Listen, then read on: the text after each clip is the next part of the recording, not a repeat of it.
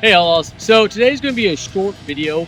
I'm going to focus on mostly is seeing if you can actually do these moves from Monster Hunter Wild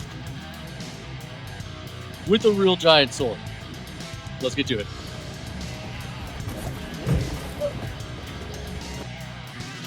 So it's going to be a bit of a quick video, but the goal here is I haven't practiced these at all. I've just seen them on the video game over and over again. I've got clips right now that I'm going to utilize. I'm going to see it. I'm going to tell you what it is, and then I'm going to try to do movements. Now I'll talk to you a little bit about what I think is good and what I think is bad. Now, this is going to be officially numbered day 1 because I like to mix things up. I like to show you guys also progress as well. So today's probably won't be that good, but I figure, you know, by day 4 or 5, I should be nice and smooth with these. Okay, so here are the moves that we are going to perform. I got right here my little pad of paper because I haven't memorized their names. So, okay, so we got the chop. I'm gonna do that one. I think that one's pretty easy. Sweep, that one should also be pretty easy too. We've got the true charge chop. Now, this one, if there's an impractical move for giant swords, I think this one is it. Not so much the full movement in of itself. It's the part where after you execute the first chop, it like sinks the blade deep down into the dirt, and then the avatar character then does like a little somersault over the blade, lands, and then is just swinging away right away again. It's like not so much that as giant blades get stuck in the ground and can't remove them. I've shown you guys some of the videos in the past that that's just not a reality. I mean, if it's like weird, like maybe clay, maybe. But if it's like dirt or even like mud, it's just gonna like go into it, get pulled right out, or even like use a little bit of body motion. And obviously the people that are using, if we want to make them realistic, the people in Monster Hunter Wilds are using great swords, giant swords, how they call them, they're gonna be very strong, and they have a really wide open base. So they're really low to the ground. One thing I have noticed before I get started is that as I've done giant swords more, I've kind of stood up taller and taller. Probably shouldn't, but it's just a natural thing that's occurred. Is my back, my core strength is really built up, so I can just naturally just stand up taller. So when I first got started, very much low to the ground. But who knows? Maybe I'll go back to doing that. Okay, so next one will be shoulder tackle. After that, it'll be fairly simple. Okay, Outlaws, let's get started. Back, touch. Oh, I'm getting a dragon.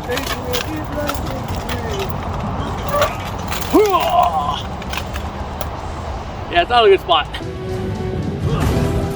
Okay, go back, nice and low, back a little bit, slow.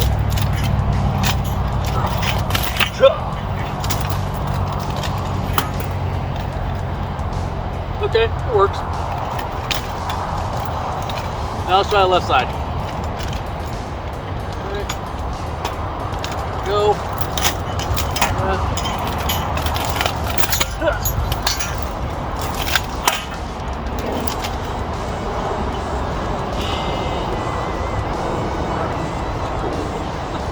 I mean, it's a basic chop, so it's not bad.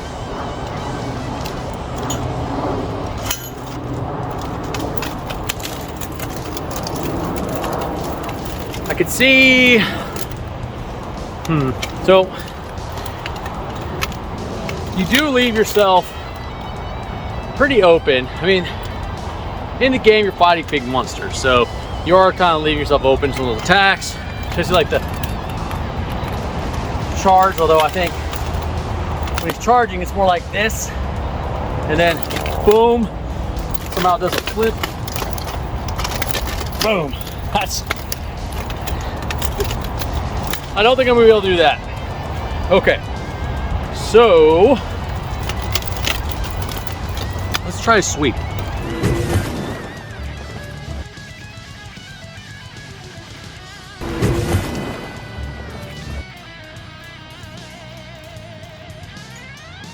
I know, again, it just felt like a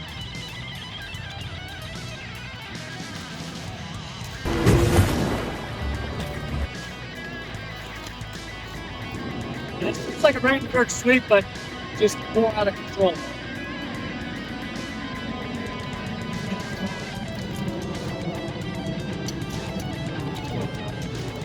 Okay. So we're going to train on those a little bit better next time. All right, so now what we're going to do is probably the one you guys are waiting for most. The true charge shot. I'm going to do it very slowly, step by step. Because again, I don't want to fall on the blade and hurt myself. That would be stupid.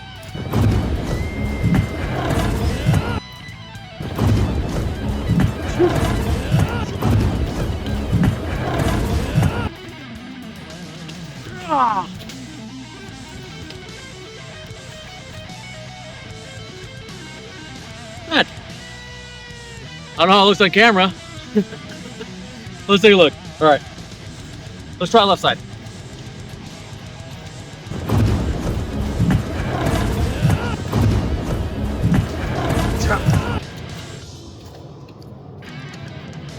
That is 6.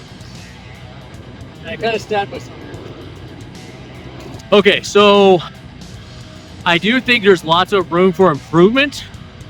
I can see where, though, that purposely smashing your giant sword to the ground so hard that you know it's going to get stuck in the ground, not very smart.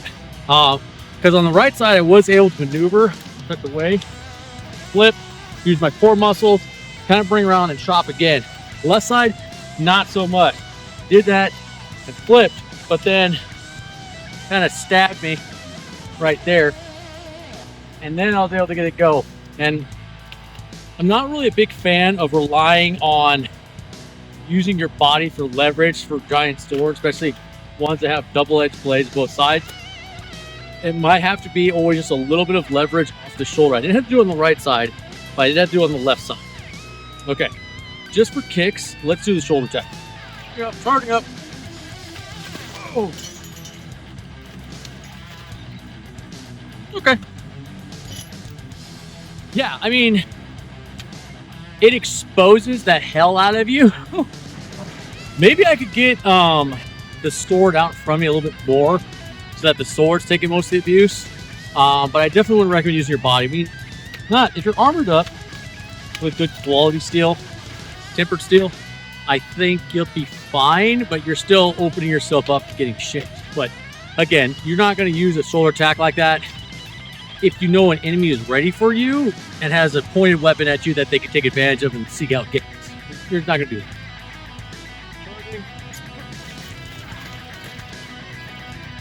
Charging. Okay, so that one.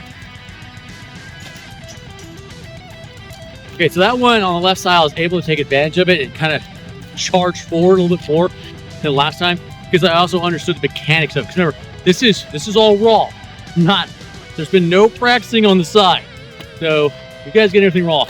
Anyways, it's getting dark, quality of film goes down, so I'm gonna go ahead and cut it off right here. Stay tuned for day 2. We'll do day 2, try to push through so you can't get better. Outlaws, thanks for stopping by. Giant sword journey continues. We'll see you next time.